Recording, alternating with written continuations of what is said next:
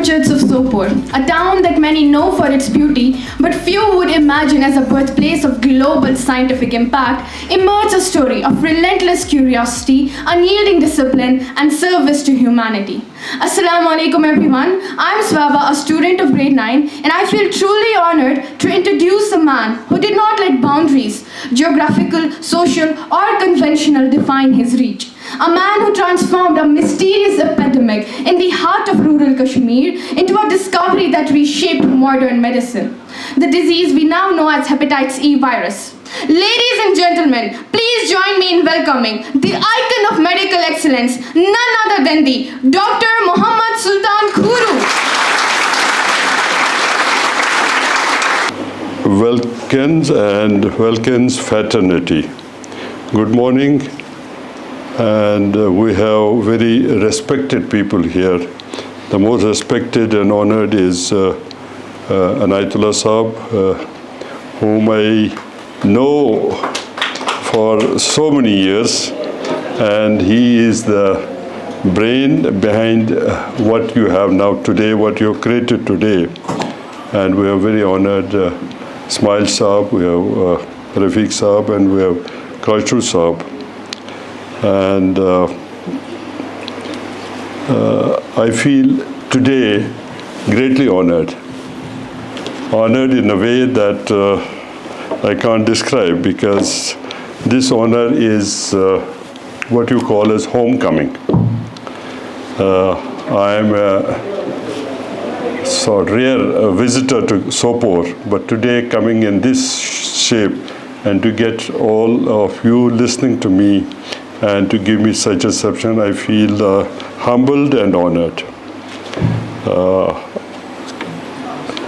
I must say that the place I've come, Welkins, is a place which Anayatullah Saab made obviously more than 2 decades before. And he has started it, and I've been here once earlier. And now what I can see from what I walked through, the whole area has expanded, and so there is a lot of expansion in length and breadth of there's a lot of expansion in length and breadth of this place. Not only that, there's no doubt, and I have no doubts, that there's also expansion in stature of this place. So since what I saw, there is certainly an expansion physical and obviously manpower, but no doubt the stature of this place over the years has also increased. So that's something important. The infrastructure I saw is remarkable, and what I have heard, that inside the equipment is very good, and you have teachers who are excellent. And then the students, more than 6,000 students have passed through Welkins over the years, a remarkable feat. And not only that, I think the students who have your alumni have done well in life and what is known.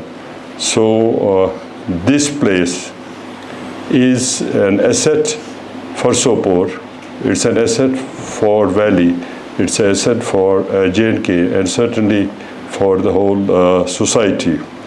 So we must congratulate Anayatullah Saab for doing such a wonderful job. Thank you so much, Dr. Khuroo, for sharing your valuable insights with us. Indeed, your words have left a deep mark on our minds and on our hearts. And we are truly thankful that you praised our school and our most esteemed Sir Anayatullah Hajni has made continuous efforts to build this institution, and we are always excelling. Thank you so much for mentioning that. Now, before moving to an important interactive session, I will take the privilege of welcoming Dr. Khuroo on stage for incense burning ceremony.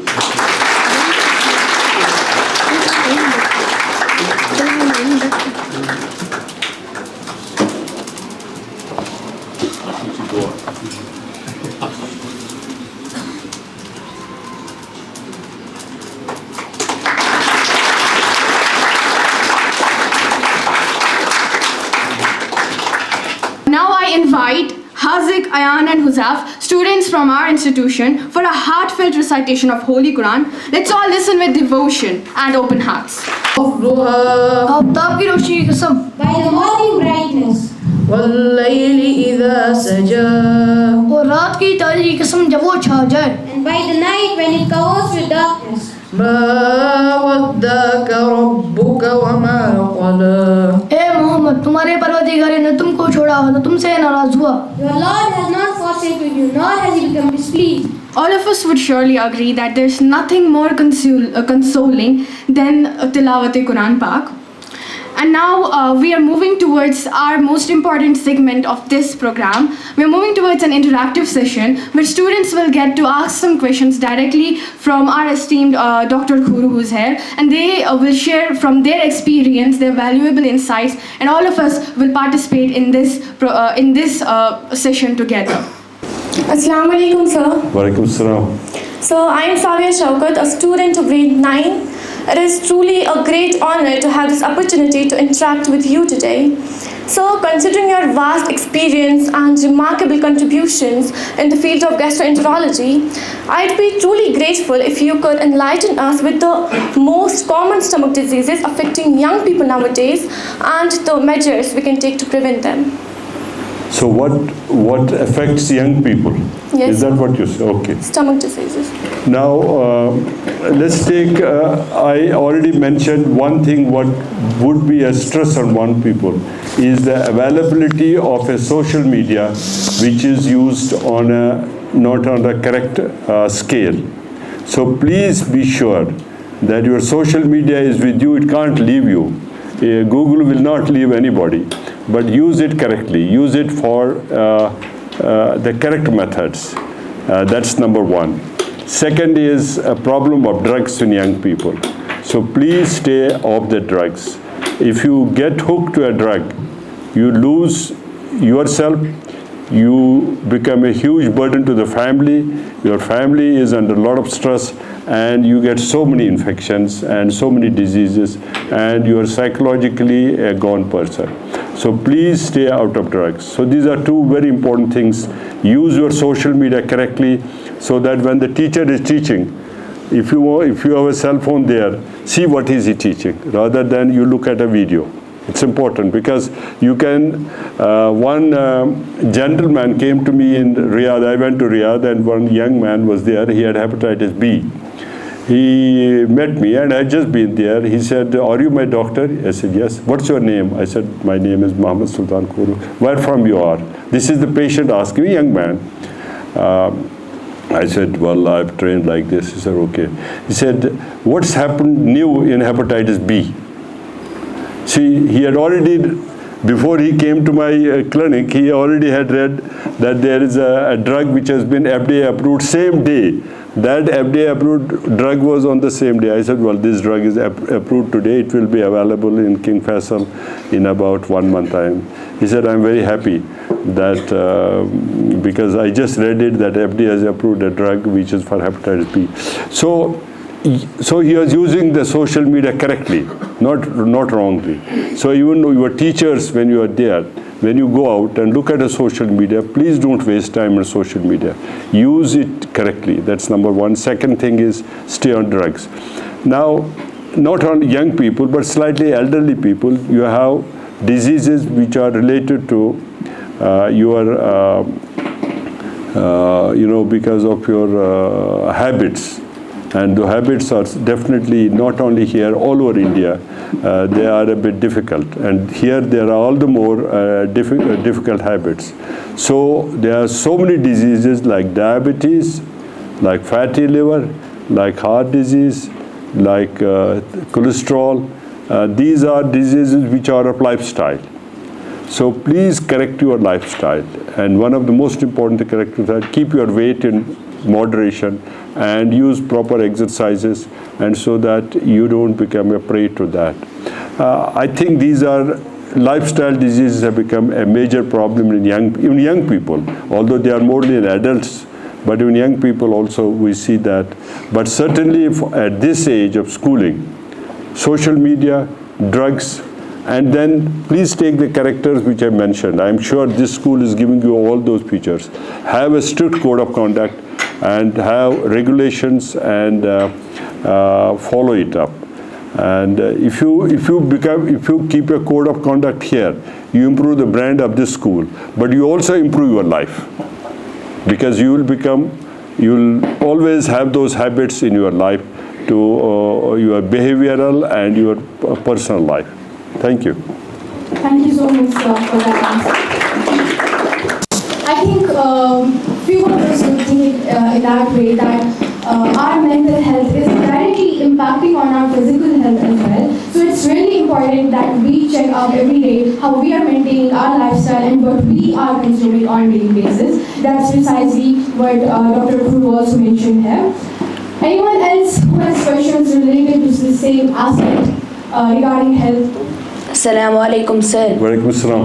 Sir, I am Khalid Riaz, a learner of class 7 Esther, and Class? today, 7. 7. And today I am witnessing a great personality like you, sir, and I want to know from you that can anxiety or stress really cause stomach issues? Okay.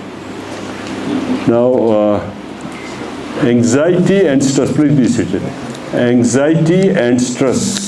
I told you why young people go through anxiety and stress, and psychological problems are a major problem in this society for several reasons. One of them is your competition, and which is not very fair. I told you that even competitive life is not fair. You might get 85%, yet you will not become somebody else, and 60% might compete with you. So that's one thing.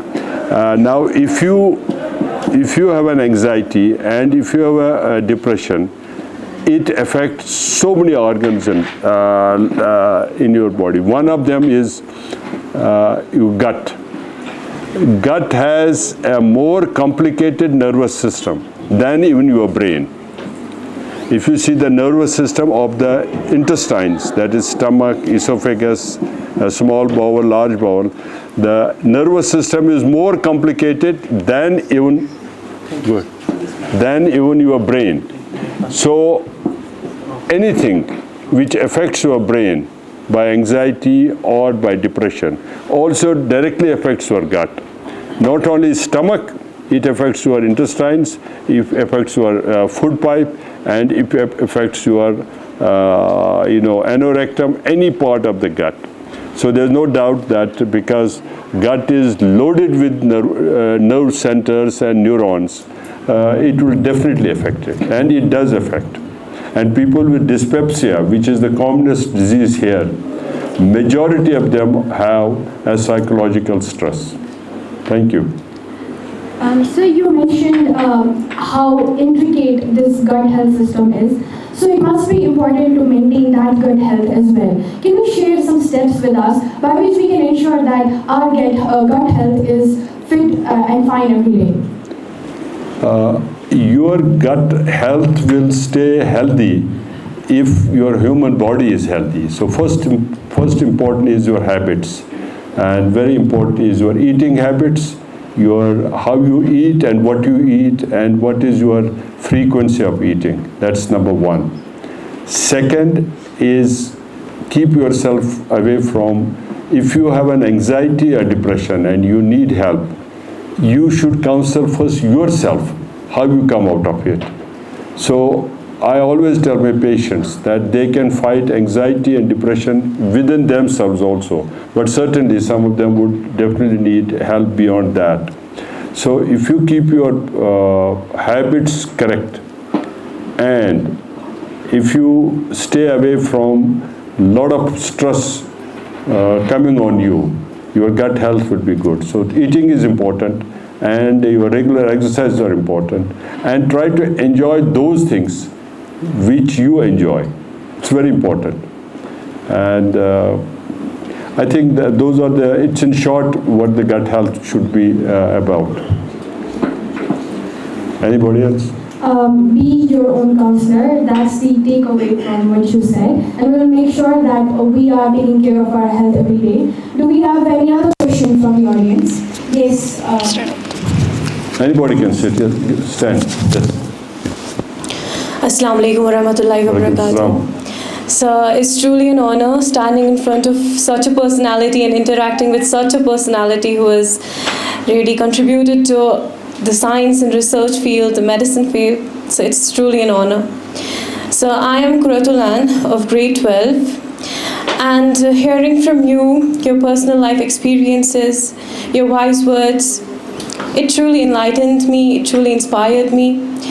And also you mentioned earlier in your speech that we all have different career options. We're having various options, but to me everything has its pros and cons. And to me, having different options, the cons, the particularly one, this disadvantage is that it creates a lot of confusion. Okay, now we've selected one career, etc. My question towards you is regarding my career. If I pursued one particular field, now there is diversity in colleges, not only in India, but also in abroad.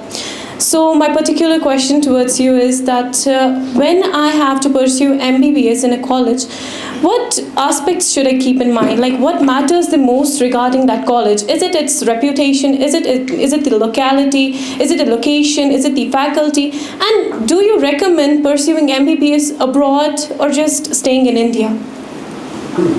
Well, it's a difficult question, but I can tell you in short. Yes. First thing is, for your career, bring your career to yourself, what you like.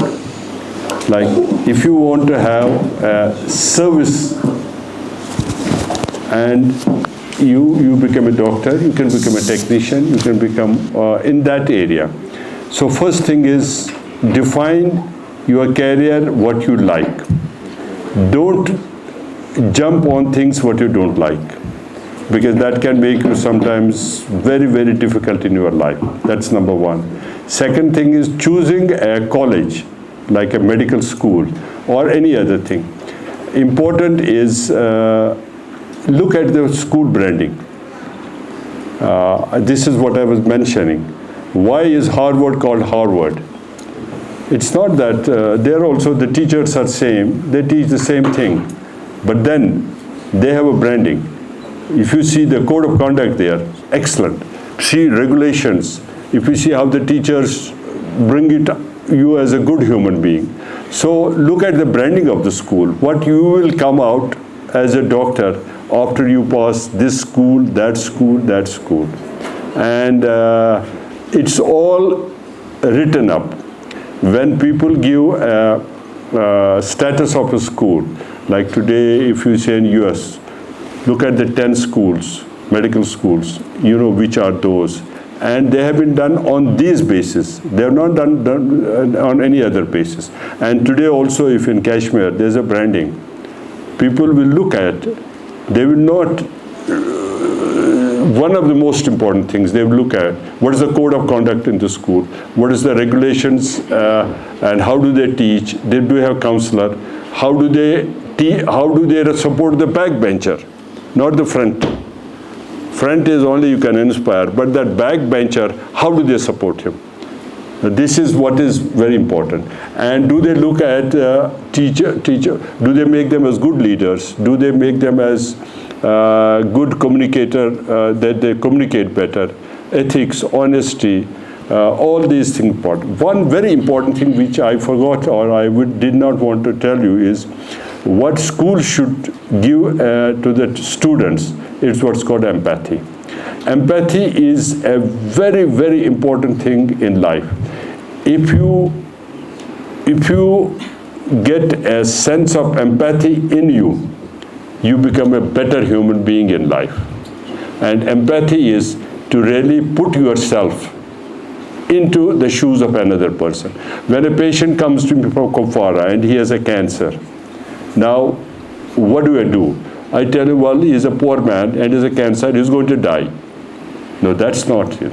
You will have to really understand his status and try to sympathize with him and show him that respect. And that is empathy.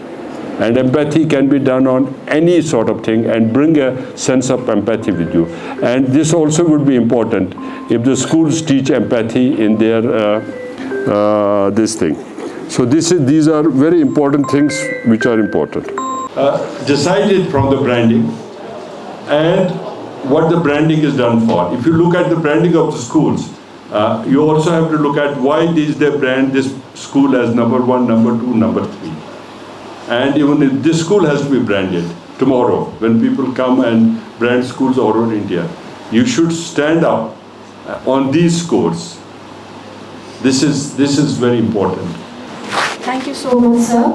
Rebranding yourself is surely important, and empathy is one of the most important traits to have in a person, surely. So, for another question, do we have someone?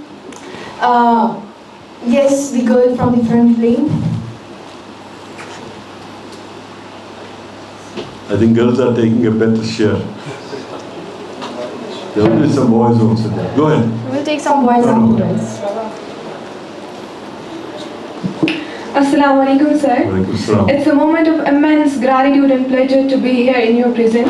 I'm Rahila from grade 9, and I'm truly honored to have this opportunity to talk to a luminary in your field. So could you please enlighten us on some of the latest discoveries in gastroenterology that could change the future of healthcare? Okay. Now, there are several areas in gastroenterology which have changed the concept and the management of gastroenterology. The first thing is, over the years, the use of endoscopes.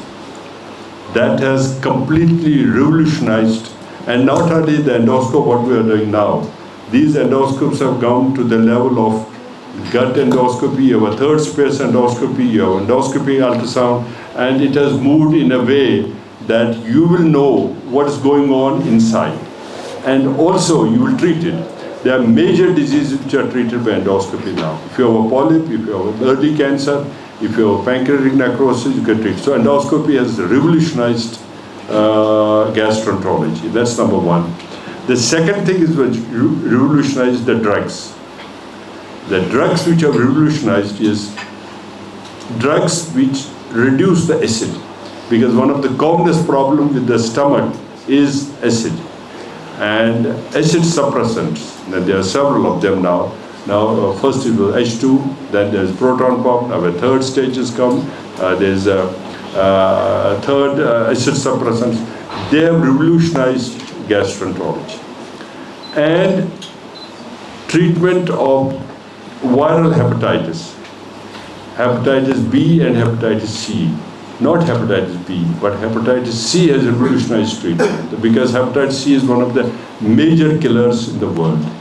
And now we have a drug, a combination of drugs, that you can cure this disease. That's how the Nobel Prize got 3 years back on that. It has completely revolutionized the management of hepatitis C. And I'm sure there's no drug yet for hepatitis B which can cure it, or hepatitis E, but they may be available. So that is third. Third thing is what is important, which has revolutionized, is that you do solid organ transplants. And that's for liver, is for small intestines, it's for pancreas, and that has also revolutionized. But liver is definitely even coming to this place. There will be several people who will be having the liver transplant, but small gut as well as pancreas transplant is also coming. So that is another. So these are things which have revolutionized. The most important is endoscopy, and then newer surgical techniques have also come up. Certainly the laparoscopic technique, which has earlier for gallstones or for anything you have to go in. Now you use a laparoscope, and so these are things which have revolutionized gastroenterology over the years. From the boys' side, we have this little boy. We have this little boy in the front row. I would like to greet everyone and Dr. M.S. Khuroo sir for being here with us.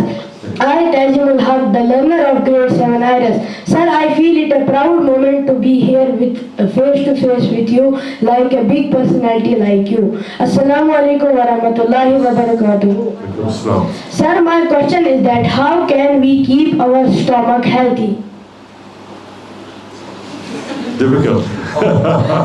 Okay. Now, your stomach is one organ which receives everything what you eat, and also receives everything what you think, and also what you do. So stomach is the organ which receives everything. So please be very careful in your eating, number one, and don't stress yourself, number two, and do things which are good in life, number three. In short, your stomach will be healthy. Okay, sir. There are surely many issues nowadays, and every 1 out of 3 person around us who have such kind of issues, either related to any organ of their body, and mostly I see stomach related issues in teenagers. And you've already clarified this point that it's mostly related to the stress and pressure that they carry on themselves. So it's really important to keep themselves going despite the pressure they have around us. So from this, I'm eager to know that in this highly competitive world, that you also said that there's competition everywhere, not only in India, in abroad, everywhere you go. So how do we cope up with this competition, and how do we make sure that we're moving in the right way while we're also working hard, but also maintaining our health and making sure that our health is also in the good lane in that course of hard work and dedication? I think the question is quite complex, and that is what I was trying to understand. You have a responsibility from the parents, how to bring up a child. That's number one. And the parents have to be educated. Okay. Now, if a child likes to do business, now you want to become a doctor, you are in problem. Or similar like that, there are several situations. So the parents have to look at the children in a way to make them what they want to become and excel in that area. That's number one. Schools have a responsibility, not only to teach across, but also make them feel a good human being so that they can get in life tomorrow and face the vagaries of life. And I think schools have a very, very important responsibility. And that's how many of the schools will improve in their character and stature if they make students good human beings. That's number one. Third thing is the person himself, individual. He has to really understand that he is facing a life which is very complex. And there are so many successes and so many failures. So never ever, even if once we talked about hepatitis C discovery, if you look at that, while we were doing the discovery, there were so many setbacks. And if I knew that there was a setback, you sit home. What do? You fail? No.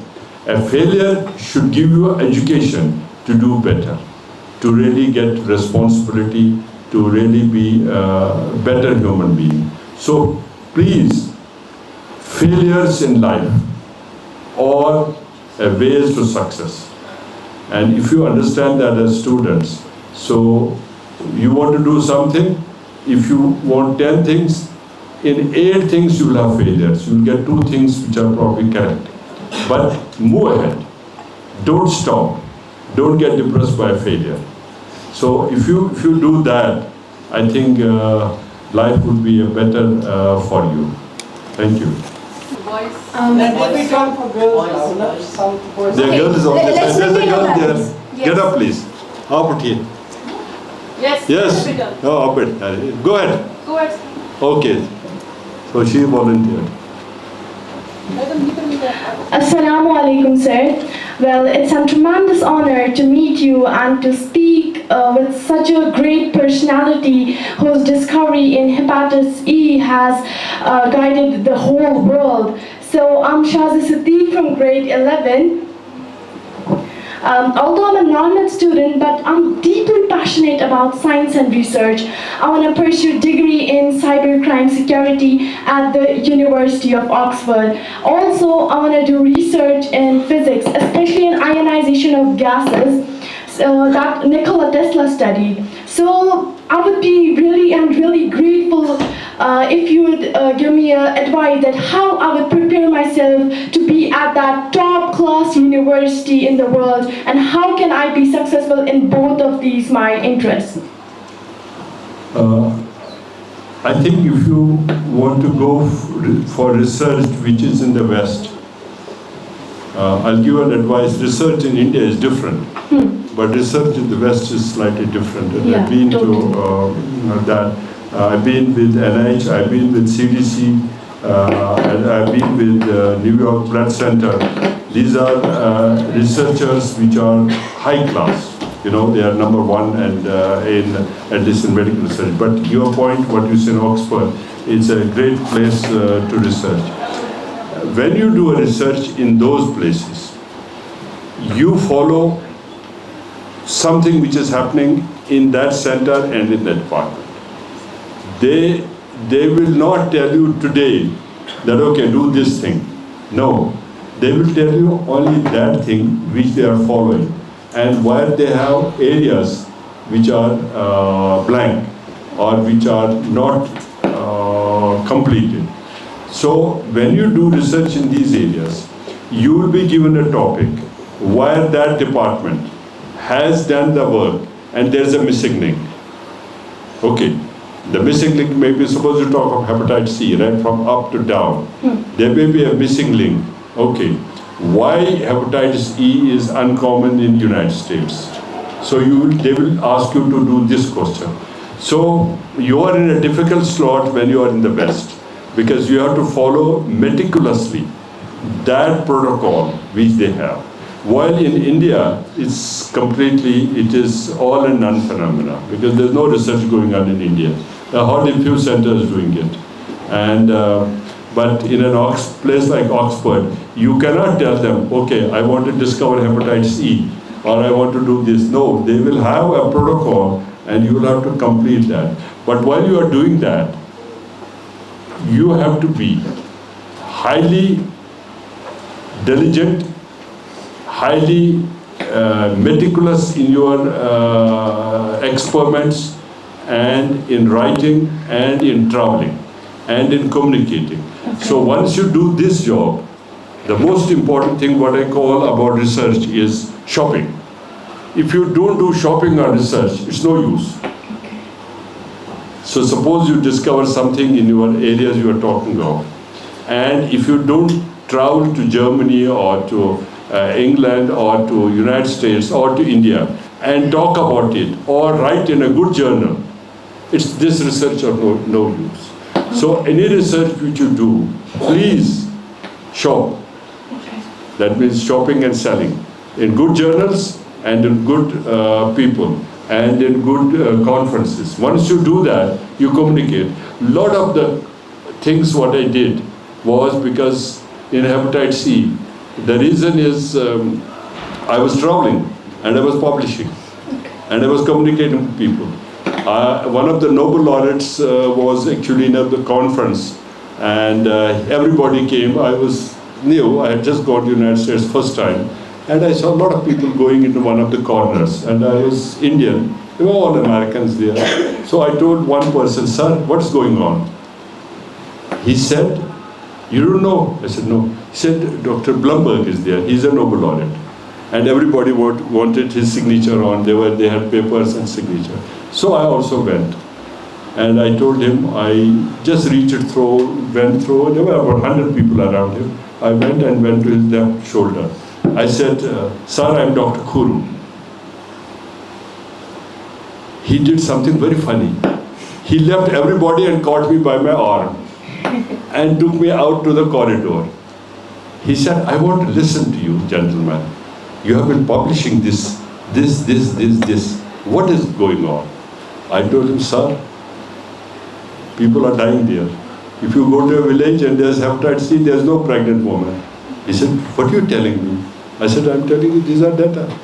that there's a pregnant woman, it wipes off pregnant woman. He said, tomorrow I am chairing the first conference ever on viral hepatitis, and you will inaugurate it. And as soon as I went in the morning, I had, and he said, I'll give you 3 minutes and 3 slides. It's in the history.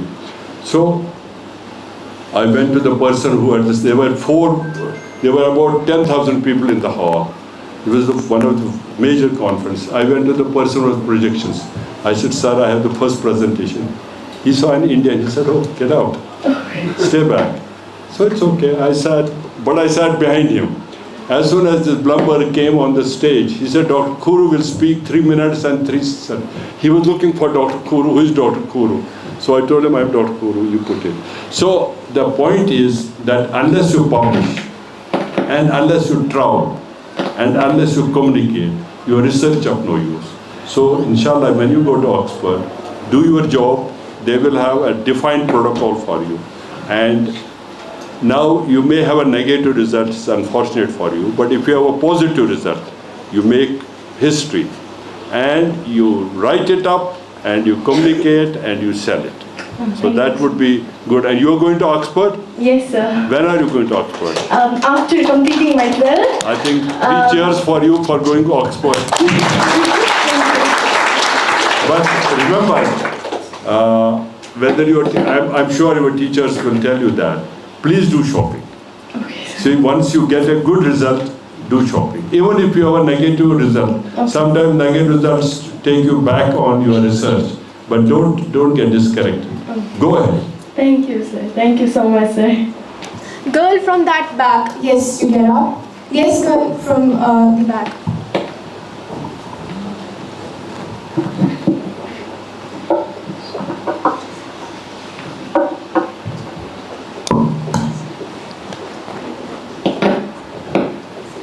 Assalamu alaikum, sir. Walaikum assalam. Sir, I am Fawzul Azim, a student of grade 9. And sir, in your autobiography, I read that when you had discovered hepatitis E, you had faced many challenges, like even your friends and colleagues had demotivated you. So sir, I want to know that how did you still proceed to overcome this and you further proceeded in your mission? Difficult question, but yes, if you look at, you have an idea about COVID, which came recently. And once COVID came, one of the major problems was that doctors got infected and many doctors died. So a situation like that came, when this epidemic came, one of the major problems that time was that if you go into an epidemic area, you get infection, you can die. And that is why nobody joined me. So that was the first thing. So I had to get a local crowd to really give them a teaching on how to do research and how to really, and it was all in pen and paper, and that's those that are available even today. So first thing is that you did not have any of your faculty member joining you. But yes, we put them up in the SMHS, made a laboratory so that sick people get treated and they get investigated, and we have the samples available there. But that was something different. But in the field, there was nobody, number one. Number two is, whatever data we got, we published them in one of the best journals in the world. And not only one, 5 papers came up in a matter of 6 months. So this created stir, because publishing in 5 journals.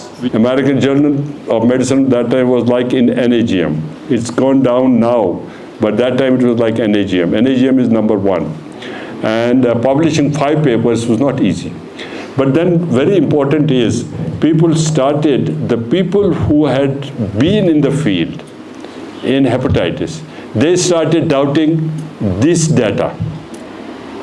Now this was, and then they said, no, this is not hepatitis E. This can't be a new virus. We have been talking about this epidemics of hepatitis continue coming in India for centuries, and this has been known to be hepatitis A.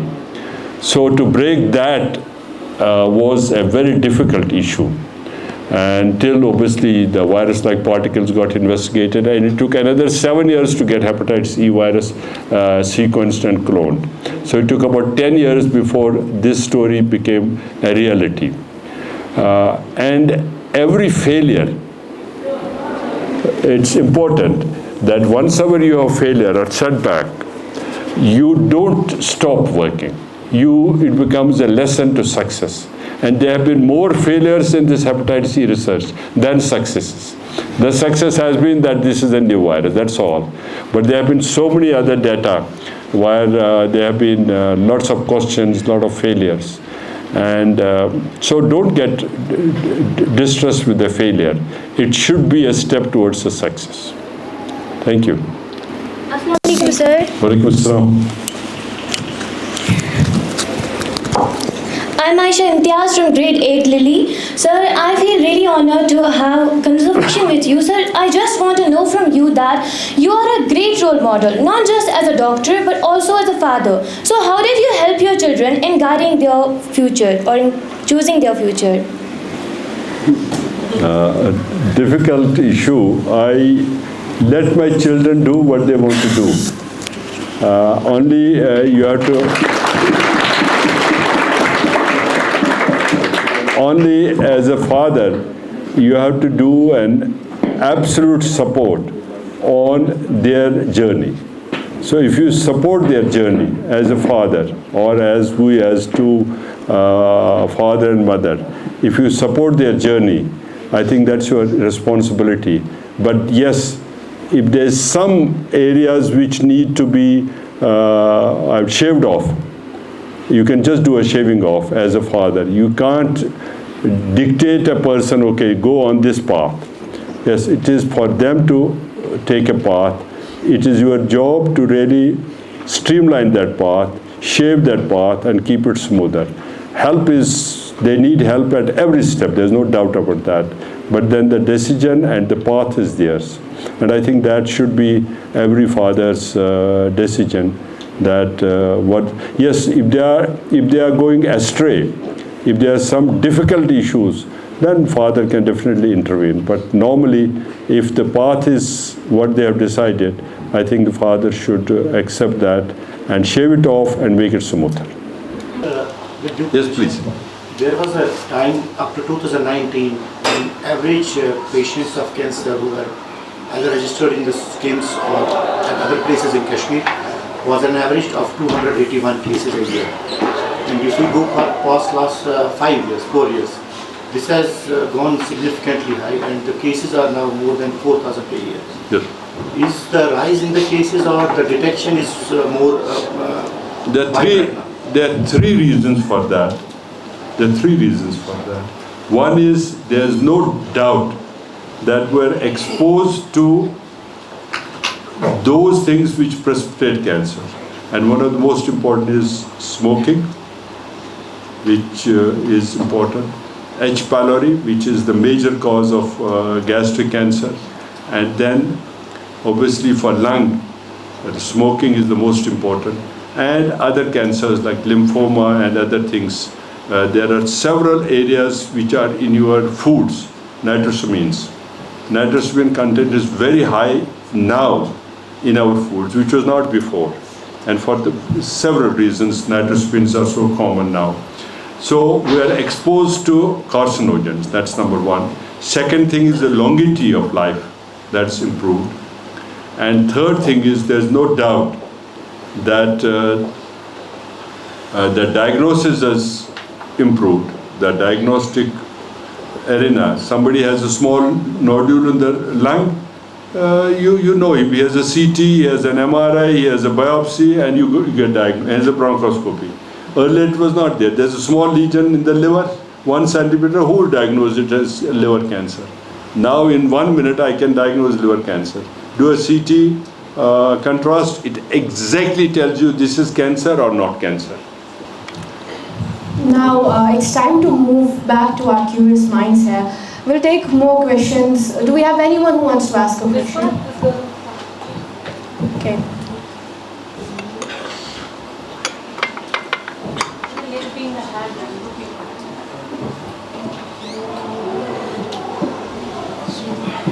First of all, Assalamu alaikum. I'm Sayyidaruba of grade 9, and I cannot explain how pleased I am seeing such a great personality, such a great doctor in front of me, and getting a opportunity to speak before you, in front of you. And I'm here to ask your esteemed self, what impact of your parents was in your journey, and did they force you to become a doctor, or you really were willing to be one from the very beginning?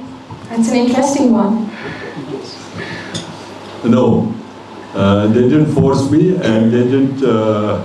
They only told me one day, they sent me a letter that you have got an admission to medical college. That's all what they will. Actually, even I did not know that I had become a doctor. So, no, I'll tell you the story.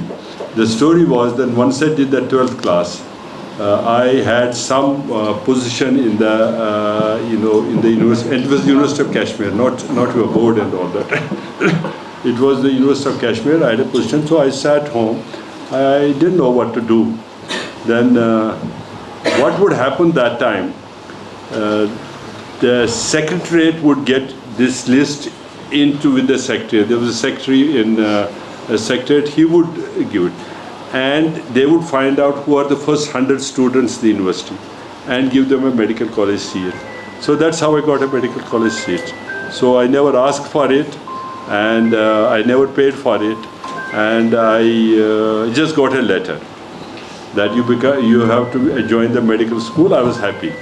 So that was one thing, how I became a doctor. But there's no doubt that I had, when I went to the college here, I wanted to do maths, and I wanted to understand maths. And the teacher who was across me, who was filling the forms, he ticked medical. I told him, sir, you are ticking wrong. I want to do maths, I want to do non-medical. He said, no, you'll do medical. So that is another disarray or another incident which happened, that why did I get medicine. But there was no doubt that my parents and my grandparents and my uncle and everybody taught me how to be hardworking, diligent. I had a lot of sting with them, and how to show empathy and how to be honest in your practices. There's no doubt that was imbibed by them into me. But yes, becoming a doctor was just I would say, a chance.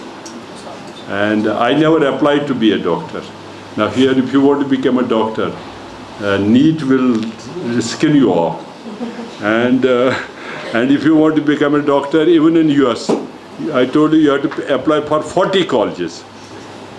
Just one student generally applied for 40 colleges. And this application is not easy. It takes at least 10 days to make one application.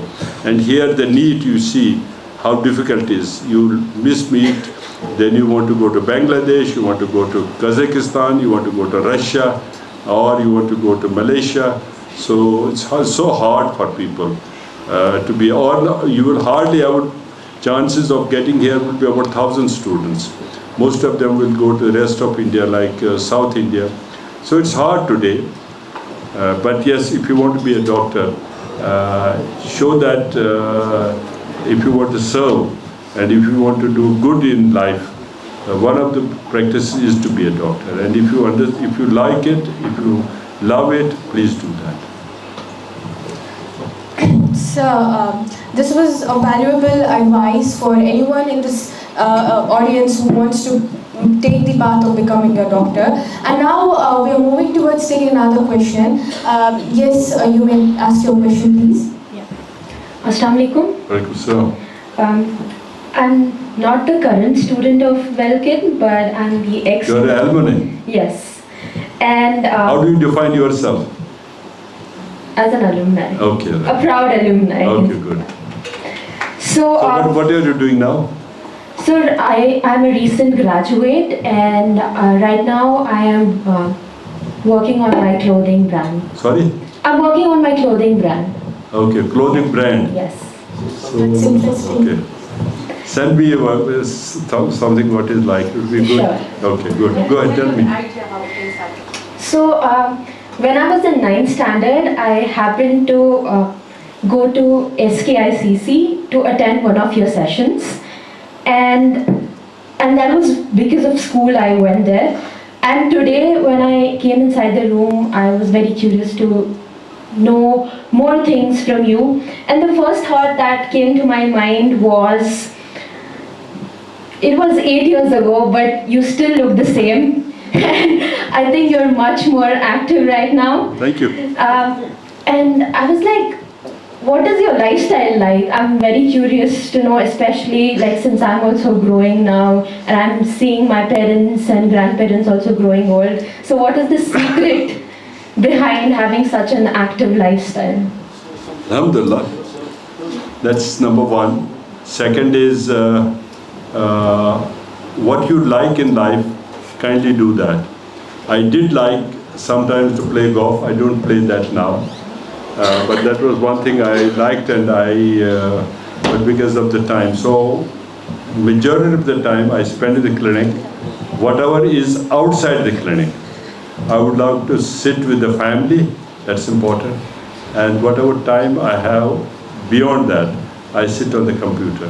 So I have 3 jobs now: the clinic, and the family, and the computer. And I certainly love to talk to my friends, whether in person or on phone. Those people who have been with me, who need help. There's sort of a lot of people who even friends need help, and I need to communicate. I don't do much supports now. No, I don't go to the golf, although I would love to do that if I had time. But that's how it's between these 4 areas, that the clinic, the family is a major time, and children, and computer, and friends. Majority of time either in person or on phone. So I have another question, since you mentioned coming back to Sopore. You started your journey locally and then you had global recognition. What made you stay in Kashmir? Because a lot of time we see people getting recognition, then they're moving out. So why did you stay back, and how you're continuing your work of giving back to the society? And another question which is also in relevance to this one, what is the story behind skims being called Khuroo Guru? Is it something relevant to you? Okay. Now, staying back in the valley or with Kashmir, I think it is a long history. I think it's all reported that, my father wanted me to be here, and he left me, he released me when I went to Saudi Arabia. That's part of the story, and I think I had a commitment. But then also important is what I told you, that while you are here, you're not wasting time. I already said that this society is inbred, which has unique character, and to serve it and to teach in it and to investigate it, it is a pleasure. So other than commitment to my parents and father, and other than this society has a potential to be here. So don't think I'm here just because my father said. Yes, I have been here because my father, I commit to my father.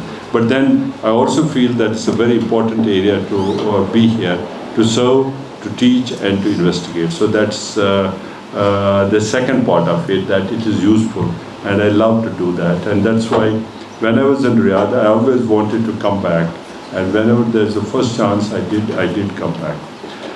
Guru Khuroo Institute was mentioned by the society because when we went to SKIMS in 82 until 86 or 87, I think there were very few people who really became very, very potentially hardworking, and they really took the policies and practice of the institute, and Guru Sahib was one of them, and I joined him. There were a few others, but probably they were not at that level. It was just the hype and the hope which was with us by the society that they named. It's the society which named us. We didn't say that this Guru Khuroo. Somebody from the roadside would say that look, there's Dr. Khuroo, there's Dr. Khuroo, because we conducted ourselves in that way, that people had made a hype about us and a hope about us. And if you understand what is the hype and the hope, that's what now society is recognizing. And for long it was called Guru Khuroo, so there's no doubt about that.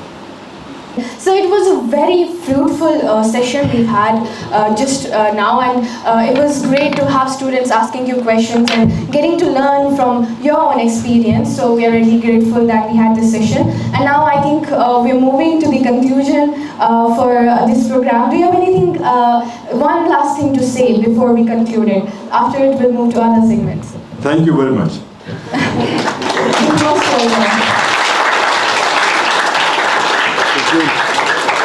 You're highly professional. I told you already, you got some leadership qualities. Thank you so much. And you should look forward. I pray and wish that you do very good in your life. And we will, I am so thankful to all of you. You've interacted so well, and you listened to me, what I said. You spent so much time with me, and I'm so grateful to the chairman, Anayatullah Saab, to have invited me here. I'm just really honored to be here today. Thank you. Thank you, sir, for sharing your wisdom in such an engaging and thoughtful way and manner. The students were truly attentive and inspired. I believe with sessions like this, it can change our destiny. It can change our future. It can change our dreams and goals. Sir, your session was so mesmerizing and it was so lively. Trust me, the learners who would leave from this hall would definitely look at their profession, would definitely look at their future in a very different approach. Your words, your thoughts about the lifestyle which we all are living in right now, your thoughts about the anxiety, the depression, probably which each of us as the present generation or even this younger generation, Gen Z and Gen Alpha and whatnot is facing. Definitely people like you can make a difference to this life. We are so honored at Welkin to have you here with us today, and it makes us so very proud that someone from our vicinity who rose to be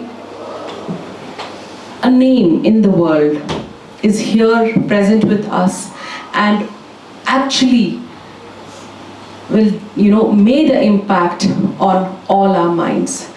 I have heard from my father when he had gone for his pilgrimage, the Hajj pilgrimage in the year 1996, and my very beloved grandmother had fallen sick there. And it was you who came to the rescue and actually got those appointments and other things, done at AIMS. And she was not well for a year, and in 1997 she actually lost the battle to CA and she passed away. But these memories go on. And I very recently remember, I think it was during COVID only, that my own mother was not keeping well, and because of the COVID there were a lot of issues, but we got in touch with you and you suggested, I think Dr. Zafar Kausa at that very moment.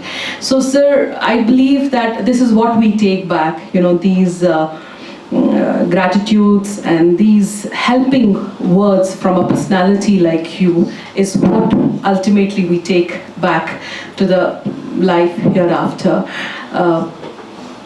I really hope and pray that our Sopore town,